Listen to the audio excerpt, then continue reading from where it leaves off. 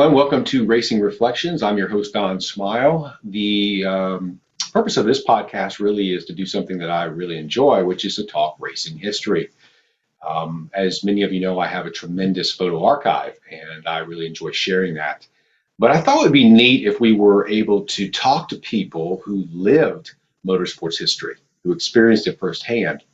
And then in telling those stories, share content from my archive that reinforces those stories, that shares that history. And I think combining those two elements is really going to be something fun. So with that said, I appreciate you joining. And I thought it would be appropriate to kick off our podcast by talking to an actual photographer, somebody who's lived motorsports history and somebody who happens to be a part of my archive. So with that said, I'm going to bring in my first guest. So there is John. John, how are you, sir? Good, Don. Nice to see you. Good to see you. I appreciate you joining us today. My pleasure. On Racing Reflections. I'm excited because, as I said in my open, it's one thing to see the photography in my archive. It's another to talk to people who actually took the photos and live that experience. So I think it's going to be a real treat to marry those two elements together, to hear firsthand from you what it was like to capture that content, to live those experiences, and to share that with the audience. And then, as you're talking, we'll be rolling in photography from your collection to show people, hey, this is the experience. This is the man behind the lens. This is what he was able to capture. So really excited about this. So I guess the first thing is kind of tell us a little bit about how you got into motorsports photography, and what the earliest part of your career was.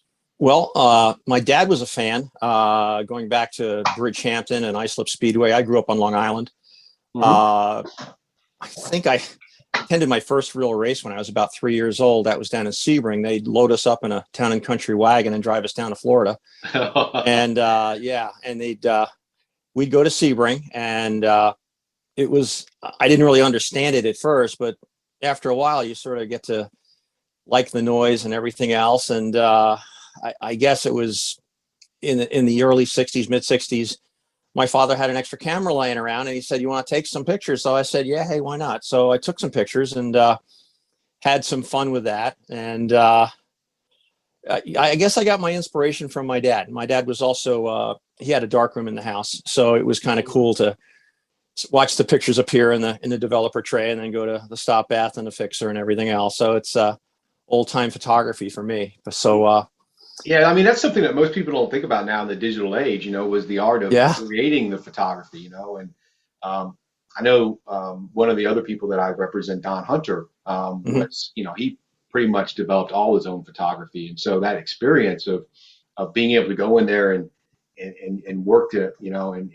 see the actual picture come to life has to be a really cool experience. Well, burning and dodging. And, the thing when I was working for several magazines, we'd leave a track. I'd leave a track at, on a Sunday night and drive like a crazy person from Watkins Glen or Motorsports or wherever I was, and get home and go in the dark room and, spend the night there, and wow, have to get everything out by Monday morning, because that was express mail. It wasn't you push a button and it's sent. It was express mail. Get it to the post office, get it to your editor by Tuesday morning.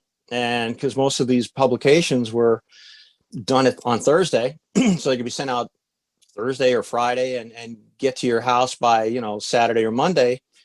And that was the instant gratitude that we had back in the 70s and the 80s too, for that matter. Yeah, that's the thing I really respect about the photographers pre-digital, was just the amount of time and effort it took. I mean, it's one thing to spend, days at a racetrack in the heat and the rain, all those other things, but then the deadlines and the time associated with taking that content and developing it and moving it and getting it to where it needed to be. It's really something most people don't think about. What was the first media? The first credentialed event I did was Trenton USAC race in 1974. Okay. It was, walking past AJ Foyt and Bobby Unser and those guys, and you're sort of like, hey, this is kind of neat, yeah, I know the experience. You get back to the hotel and you call your dad and you, hey, Dad, guess what? Yeah. But yeah, you also remember that you're there to do a job. And, I was a kid, I was a teenager, and going to photography school and every so often getting some credentials for some races and stuff like that.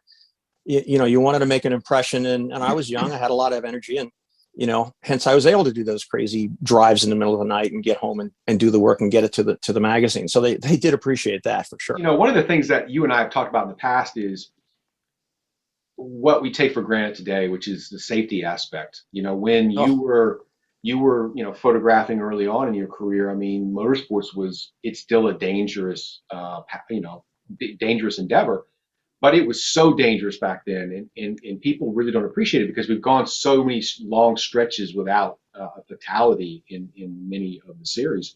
thankfully, But, yeah. early on, it was happening quite frequently, and I know that you've experienced some tragedies, and we obviously don't want to dwell on the tragic aspect, but I think it's important for people to understand how dangerous it was and what was happening in that time period. So Well, let's talk about that.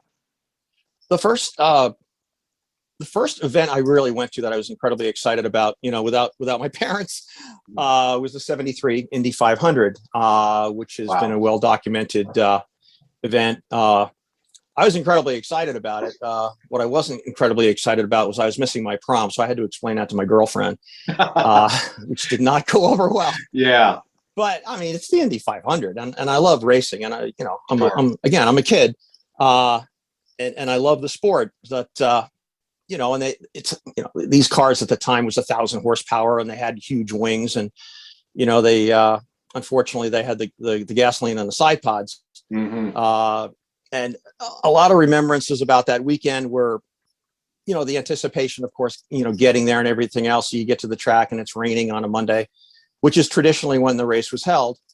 Now it's a Sunday, I believe. And it was a rain delay, and they finally get started. And the next thing you know, there's that bad accident on the front stretch with Saltwater and the spectators getting injured. And then it started raining again. So we come back Tuesday. There were, I believe, 2 pace laps run. Starts pouring again, so everybody goes home. Now by this time, it's the toilets are overflowing. They're Wow. running out of food. It's Wednesday, so let's get the thing going. They finally get the thing going, and it's pretty exciting. There's, I don't know, there's a third of the people there. They talk about 300,000 people or whatever. I don't know how many people were in the stands, but it was probably a third to a quarter full. But I'm taking pictures. I had this old 400, not old, obviously now it's old, but it's a 400 millimeter Yeah. Solar lens that I had purchased for about $20. And I had the camera up, and Swede Savage had just taken the lead, and I'm sitting in the fourth turn bleachers, and he lost it. I had the camera up, and I got a sequence of images of him hitting the wall, exploding, going across the track. And the interesting thing for me was all the cars stopped behind him. Just everybody stopped. And when everybody stopped, it just went so quiet. To this day, I can never remember a silence like that. It was just so quiet and sad. The next event I went to was the '73 U.S. Grand Prix at Watkins Glen. Now, my dad had been to Watkins Glen many, many, many times. So again, Right. I was pumped. I was really excited to go. And, he had given me a little primer on, you got to go here, you got to go there. So we're watching practice, and suddenly everything stops. And it was that weird feeling again that I had at Indy. Wow. And you realize something really bad had happened. We were across from the pits and people running around and stuff. And then you hear the French national anthem and you realize that Sever had passed away. But again, from these tragedies come the safety things that we have nowadays. Right. Back in the '60s and '70s, I think we lost like 20 guys. You can probably count on one hand, tragically, as tragic as it is, how many we've lost since then, as far as Right. Grand Prix is concerned. The emptiness of it, Right. it's difficult to describe unless you have been to a race where something like horrible like this has happened. Right. I can't even describe it. It's just an empty, quiet silence. People just walking around like in a daze kind of a thing. Mm. I mean, by the next day, I think folks sort of got back into it a little bit, but it was still a little bit subdued. I'm talking about the Grand Prix now. Right. Right. It was still an amazing event, the Grand Prix, but for that time immediately following it, it's tough. Yeah, you mentioned what what that experience is like. I've unfortunately had that experience early in my career, and saw somebody, die basically right in front of me. And it is something that you never forget. And it's really an interesting dynamic because the sport, the race typically will proceed, and it's generally because they feel like that's what that racer would have wanted, That's what but they do. it is a really interesting dynamic, and I guess the point of all of this is that we're so fortunate that through those tragedies, safety innovations have occurred that have allowed us to not have those incidences as regularly as they occurred in the 60s and 70s. To your point, we were losing several people a year, during those time frames, and it was not an unusual occurrence. Right. It almost became expected. Mhm. And, thankfully today it's the inverse, and we're not seeing that as much. So, Yep. but you did touch on Janet Guthrie, so let's talk about that. Yeah. One of the other things that's interesting about that is, I think again we take for granted today how commonplace females are in motorsports. In all forms of motorsports. The NHRA is full of champion female racers, and Mhm. they have an amazing history of that. Right. NASCAR certainly has had its share of female racers, and Janet obviously was a trailblazer in that respect, but it certainly didn't come without a price. And I know that Right. you were at Trenton for her first USAC event, which really was a precursor to her being able to race in the Indy 500, which was her Yes. ultimate goal. And so, tell us about that event, because in reading history and understanding what was taking place, I mean, clearly the male racers were not happy that she was there. They did not want to race. And so just kind of talk about that whole weekend, that dynamic, what was going on. And obviously you were there and you have some amazing images. And again, we're going to be showing all of your work as we're having these Cool. conversations. The Trenton experience to me was really unique, and I'd love to hear firsthand what your thoughts are from that weekend. Well, I didn't even realize that she was going to be there. And again, my dad comes into this. He says, "Hey, Janet Guthrie's going to be there." I said, "Who's Janet Guthrie?" And she'd raced at Sebring. She'd raced at Watkins Glen. I believe she raced at Bridgehampton. Out, Bridgehampton was one of the great tracks, not far from where I live right now in Long Island. So she had really cut her teeth in sports car racing, and she was trying her hand now at Indy. So, and to your point about the guys not liking her, I mean, the most outspoken that I remember was Bobby Unser. Right. I think he said something like, "This is nothing but a publicity stunt," or words to that effect. I don't recall the whole thing, but I remember there was a lot of press around her, and myself, the way I approached it, and if you look at my images, there's no close-ups. I mean, of me being like this far from her. I tried to keep my distance. Right. I've always been I don't want to get in anybody's face kind of a photographer. I think that especially race car drivers, when they're in the zone, any athlete for that matter, just leave them alone. They've got a job to do, and especially auto racers. I mean, it can be life or death, as opposed to an NBA player or an NHL player or NFL player. Just give them space. Let them have their moment and everything else. But Janet was an interesting weekend, obviously. And one of the things I also remember from that was AJ Foyt. I remember reading later in our magazine, Formula, that AJ was fine. Let her prove herself, and she'll be fine. And I have no problems, racing against her. I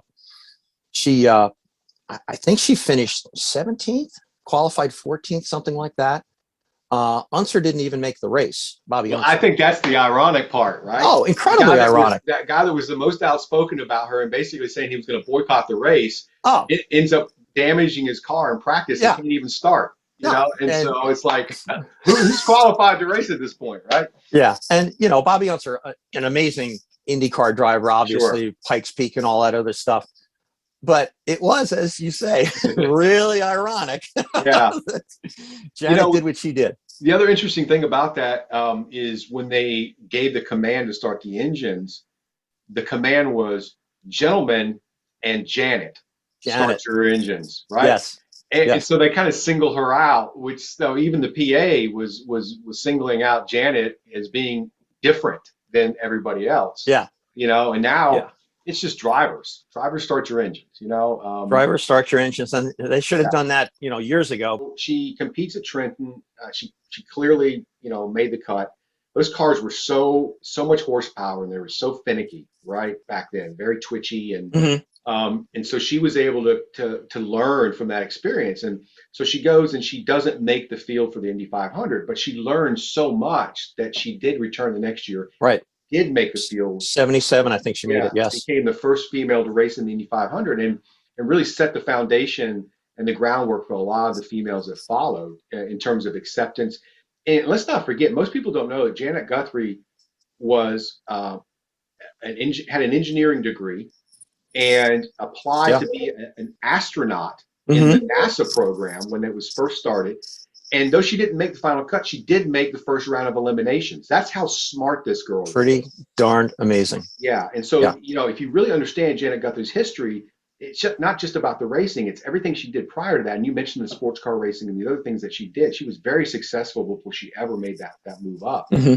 I had the pleasure to work with Janet when I was working with the NASCAR Hall of Fame. And was able to work with her to get some items from her career to put in the NASCAR Hall. One of the nicest, most just one of the nicest people I've ever spoken with and had the pleasure to be around. And Yeah.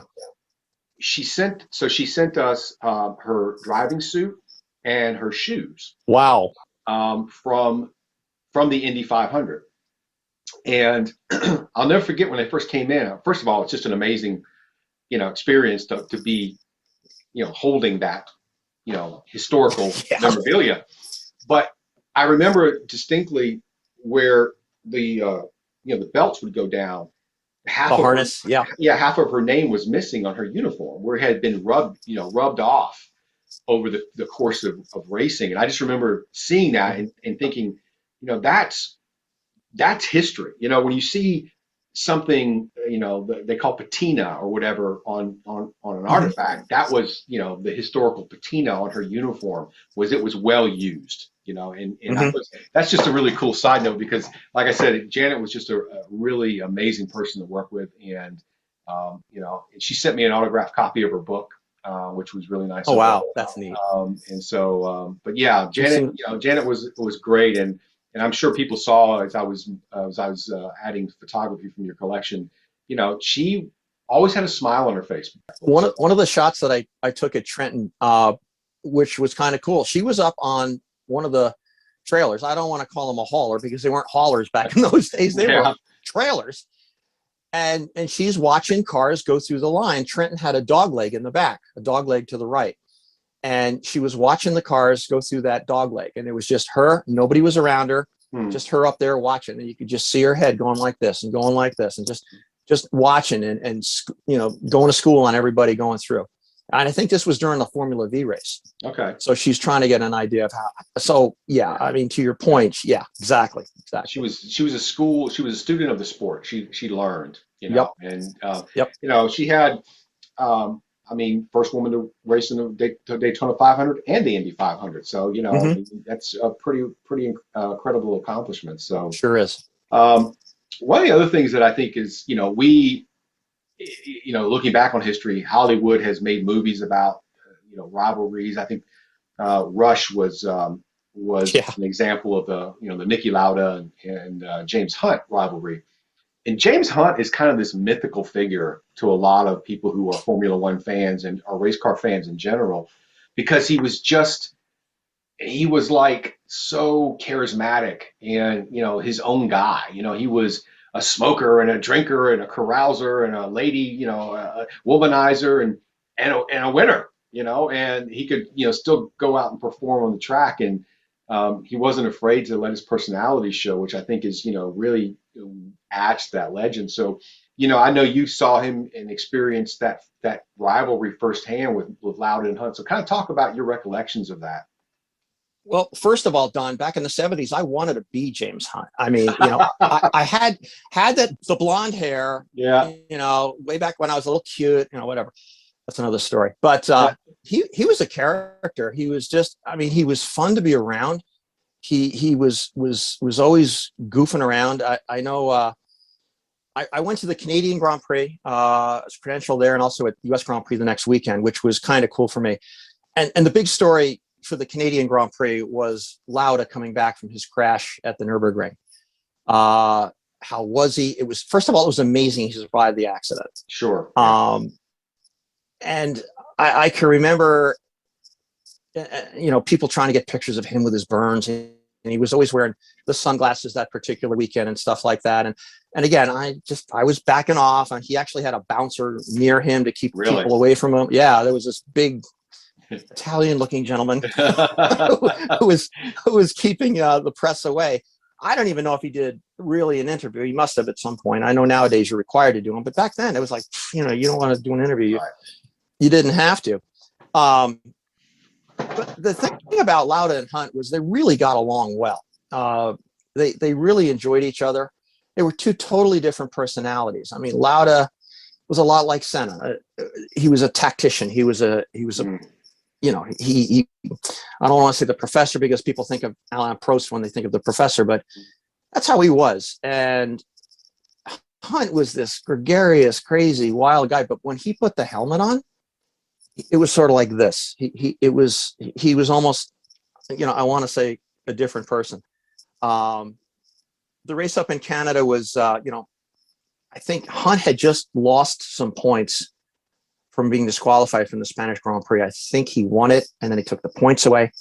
And it was a very, very close race in the World Championship that year in '76. And Lauda wanted to come back, and he wanted to defend his title, and Hunt wanted the title, obviously. Sure.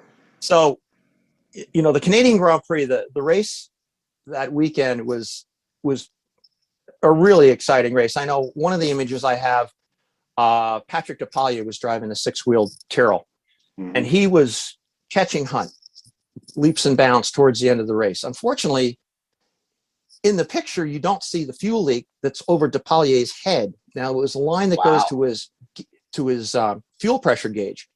It was leaking into the cockpit. So he's basically swimming in fuel, plus he's inhaling all these fumes. Had it not been for that fuel leak, he might have caught Hunt. He might have won the race.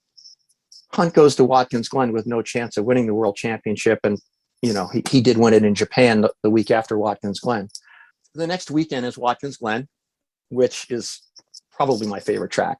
So I'm there, and I happen to be in the middle of a conversation. I have no idea what they were actually talking about, but it was very, very animated, where Teddy Mayer, who was the principal owner, whatever you want to call him, of McLaren at the time, and James and Alistair Caldwell are talking and they're being very serious. Well, Teddy Mayer walks away.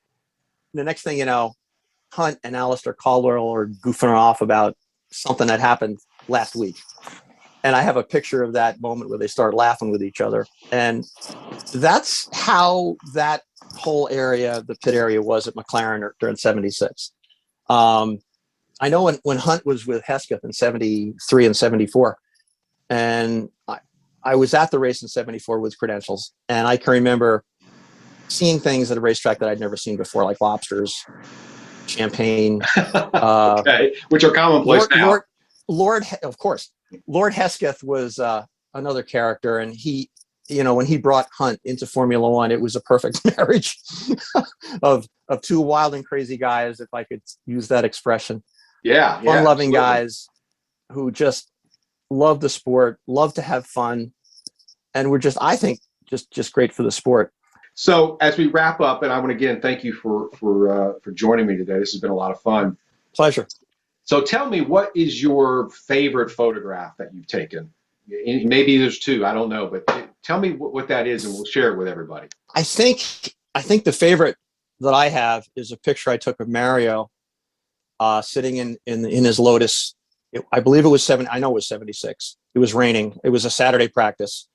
Saturday practice at Watkins Glen in '76 was just pouring rain, and these guys were out in it. But Mario came into the pits, and he sort of looked right at me. And again, I was way back. I had the telephoto lens out, and I just got a portrait, a head and shoulders. All you see is John Player and Mario, and just a look on his face and the look in his eyes, and you know what people say about the eyes. It's Oh yeah. the tunnel to their soul or something like that. But he was just so in the moment. The other favorite one I have is the eyes. It was Emerson Fittipaldi, and I believe it was the day before. No, it was 74. Excuse me, it was 74 when he was trying to win the world championship at Watkins Glen, and he's reading his tire temperatures on a small piece of paper.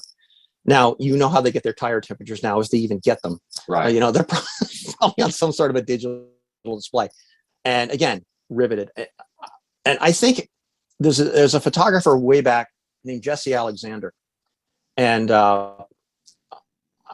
sort of copied his style a little bit. I just love his style and how he captured the eyes of the photographer, the racers back in the 50s and 60s. And so those are my Jesse Alexander impressions, and I really like them. Well, I know the images you're speaking of, and I think the fans will appreciate them as much as you and I do. I think one of the things that's really interesting as we wrap this up for me about the photography of the 60s and 70s is that there were not so many restrictions to be able to see people's faces. So one of the things that's really unique to me about in the 50s, 60s, and 70s was there was no window netting, and there was no full face helmets, and you were able to physically see people's faces and their eyes. Some of the most amazing photographs that Don Hunter took, are guys racing through the turns, and you can physically see their faces and the dirt on their faces and the grimace, the growling, yeah. And to me, that character is missing now from motorsports photography in the name of safety. Obviously, you have window nets, and you have full face helmets, and you have full face seats, and the whole they're Comms devices, things like they're in that. a cocoon. You don't get to see that. The only emotion you see is when they get out of the car. But that aspect of motorsports, when you were able to stand in the turn at Watkins Glen and see the guys coming up through the S's, which is, I will tell you, the first time I went to Watkins Glen for a cup race when I was on the team, and I made myself, the first thing I did was I went down to the S's and I said, I want to stand down there and I want to see those cars come up through there and remember that Hunt and Lauda and Andretti and all these amazing guys came up through those same S's. Right. And that experience was so amazing. And it never gets old. And I imagine for you, I know you love Watkins Glen, and it's got to be, what's your favorite spot there? Is it the S's or is it somewhere else? Right there. Okay. Yeah. I know exactly where you're talking about. Yeah. Just to see when they come down past the grandstands, there's a little bit of a dip, and then they come flying at you at speeds that you just can't comprehend unless you stand by that blue guardrail. Right. And I know you were there, and I know you experienced it, and the hair on the back of my neck is standing up just talking about it. It's just an amazing, it's an amazing spot. It really is. Yeah, it's really cool for me because I spent so many years looking at the photographs, and I remember that experience of going to Watkins Glen and saying, that John DeGarmo stood right here and took these photos. Don Hunter stood right here and took these photos that I'm looking at. And Indianapolis was the same experience, going to Indy and being in Gasoline Alley or being on pit road and knowing, that the images that Don Hunter took in the 60s and 70s of all those amazing events, that he was standing there taking a picture of Mario, taking a picture of AJ, taking a picture of Jim Clark, taking a picture of Joachim Rindt, at that very spot. And like you said, I'm getting goosebumps just, thinking about it.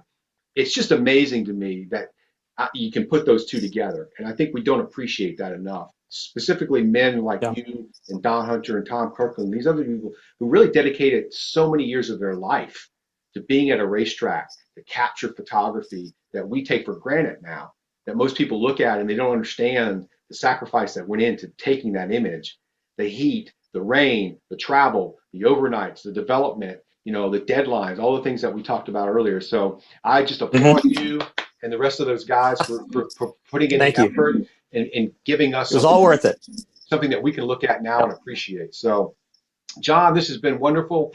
I appreciate your time so much, and I'm looking forward to having future episodes where we can share more of your archive, via the recollections of others in the racing industry who who will talk Mhm. about some of the things that you experienced firsthand, and we'll be able to share some more of your photography. So really appreciate you being on today on Racing Reflections, and I appreciate all of you joining. Look forward to talking to you next time. Have a great day.